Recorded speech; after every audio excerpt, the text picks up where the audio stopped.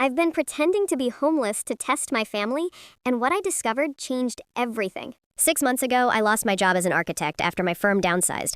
I had savings, so I wasn't desperate, but I was devastated. At 35, I felt like a failure. My family's reaction shocked me. My brother stopped inviting me to dinners, saying it was uncomfortable having me around his wealthy friends. My sister offered to lend me money with a detailed repayment plan and interest. My parents suggested I move back home, but made it clear I'd need to do all the household chores to earn my keep. I realized none of them actually cared about me. They only valued my success. So I decided to test them. I stopped shaving, wore my oldest clothes, and started telling people I was homeless and living in my car. I wanted to see who would actually help me when I had nothing to offer.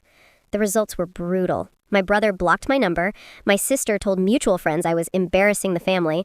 My parents said they'd pray for me, but offered no real help. Then came the surprises. My ex-girlfriend, Sarah, who I hadn't spoken to in 3 years, showed up at the coffee shop where I was camping out. She brought me a bag of groceries, a warm jacket, and $200 cash. She didn't lecture me. She just said, "I know we didn't work out, but you're still important to me."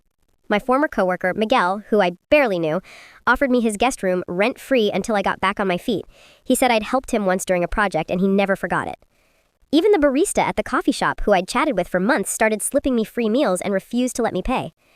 Last week, I got a job offer at a better firm with a significant pay increase.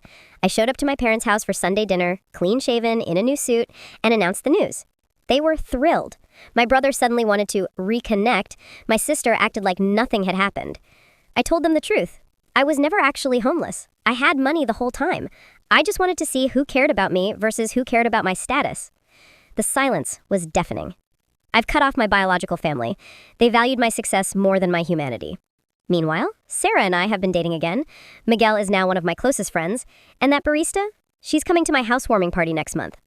I learned that family isn't always blood. Sometimes it's the people who show up when you have nothing to offer but yourself.